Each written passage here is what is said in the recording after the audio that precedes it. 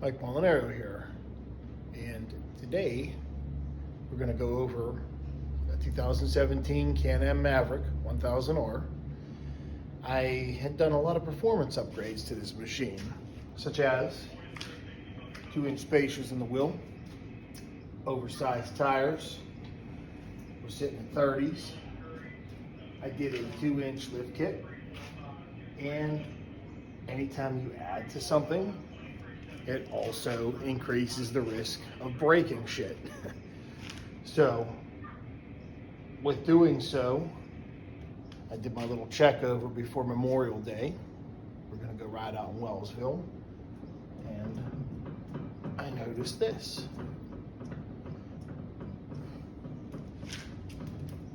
I suspected that it was just a cheap inner tie rod end that I got online. So I popped the boot off, and I'm noticing in here that the bushing for the rack and pinion is totally gone. The other side is way worse. Once again, adding things to a machine increases your vulnerability to break things. So in theory, the lift kit, the added wheel spacers, I have replaced inner outer tie rods and everything on this. And the last time I was out a few months ago, we were doing some jumps at the major, no Dukes of Hazzard, just a couple little hops. And I actually pigeon-toed both wheels and bent the tie rods both into a U. In doing so, I'm sure that the only give it had was the bushings in the steering rack. Therefore, once I put the upgraded steering rack in here, I'm going to move into exploring how to loosen up the suspension a little bit, make it a little softer due to the lift and the extended wheels and bigger tires. Maybe take a little bit of the blunt off of these small parts in here. So stay tuned. Got a little more of a close-up here. As you can see, there's some play there.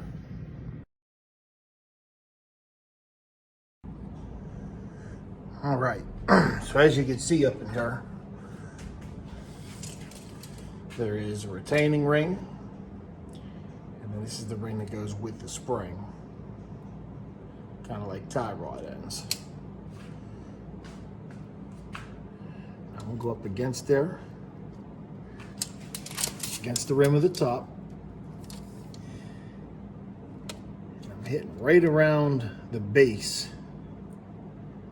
of where the spring meets the collar, and it's about 4 1/8 roughly. I'm thinking maybe taking that down about 3/4 of an inch to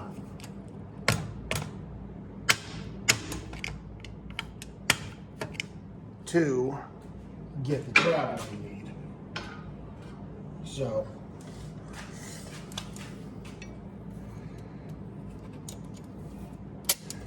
we're gonna come up in here.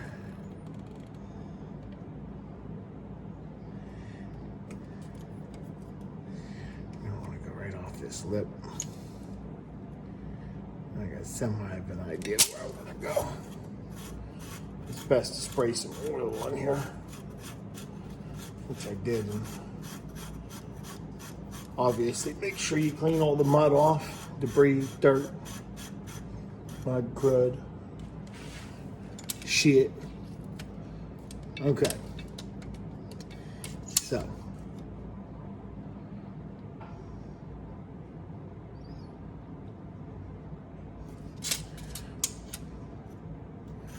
We'll get this base up out of the way. I'm gonna roll this bad boy here up, right around where I have it.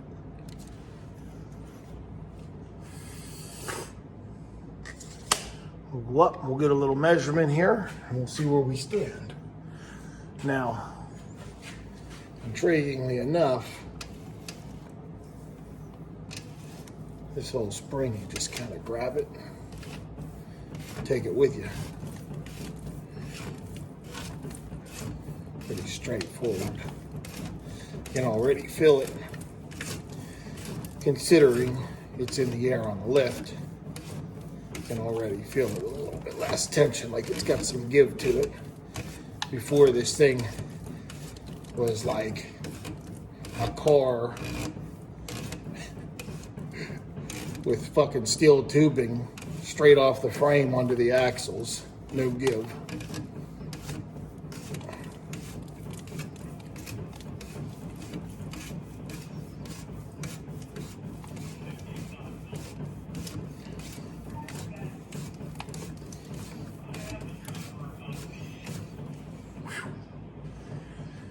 Got a little forearm workout.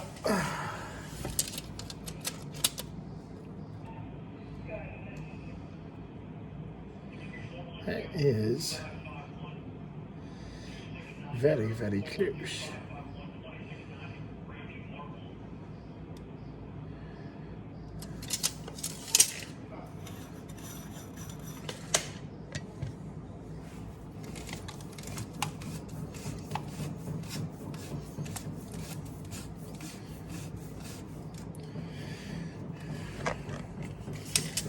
I'm liking how that feels there. So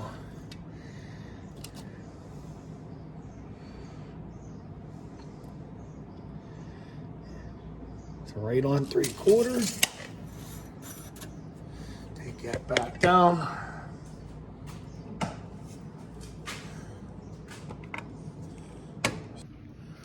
Okay, so here we are in the rear. Same concept. Retainer ring. Take it loose, loosen it up. Also, the other adjustments on here are the actual hex, and then also the flathead in there. I'm gonna back each of those out approximately 1 full turn as well, and adjust them back as needed if need be. To speed the process up here a little bit, there was a lot more grime on the back here than there was in the front, so I did have to clean it up. If you got a toothbrush or a little wire brush, spray some, I used some brake clean and put a little WD on there, and it loosened everything right up. But best bet, power wash everything off before you work on it. It's a lot easier. So here we are.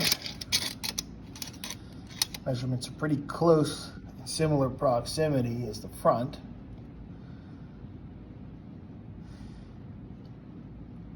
So we're 3.5 actually back here. I read that upside down. I thought we were at 4. So we're 3.5. We'll go ahead and bump that up about 3/4 also. Yeah, it's the same deal here. I had to come in and give it the whole cans on this side to get it loosened up.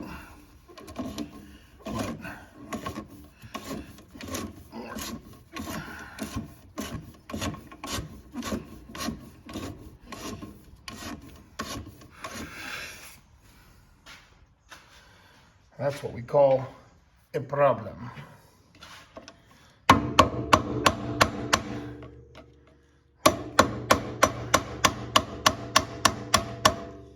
This is worst case scenario.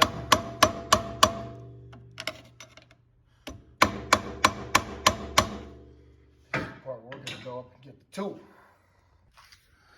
So I'm not sure, some of you are aware, maybe you got gypped and it didn't come with it, but some of these side-by-sides, most of them come with a toolkit. Some of this is stuff you'll never use. This bad boy right here. This is actually to adjust these springs when they give you trouble like this one's giving me. Sometimes you get it with the whole cans. Sometimes you got to do the proper thing. Eventually, once we wear down that mud, it'll loosen up and we'll be able to whole can it again.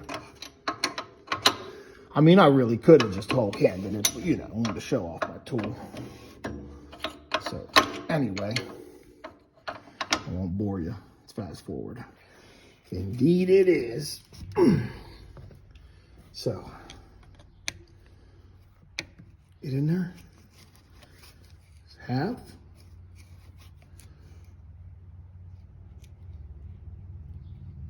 One. Put it around the plastics a little bit. There we go. Okay, originally I said I was gonna go a full turn on the hex. We'll give it a full turn on this flathead here, so that's half, one. This hex.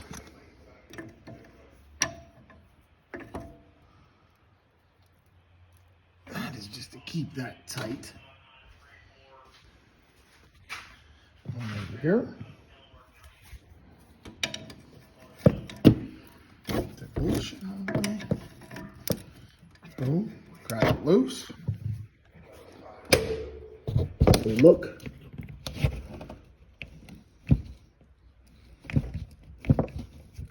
Half.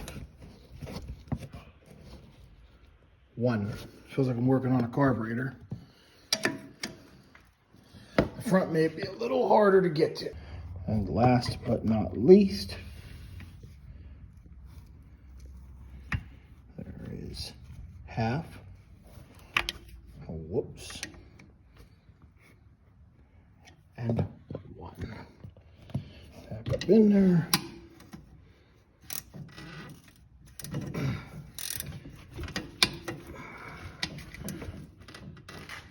Dirt and Bill. Now we can blast it with the old shake test. Yeah. Before, when you grab that, it was like trying to move this lift. Now it's got some give, it's got some squeak. I think we're gonna be a little softer in the trails and a little easier on all of the moving parts. Stay tuned for when I put on the rack and pinion.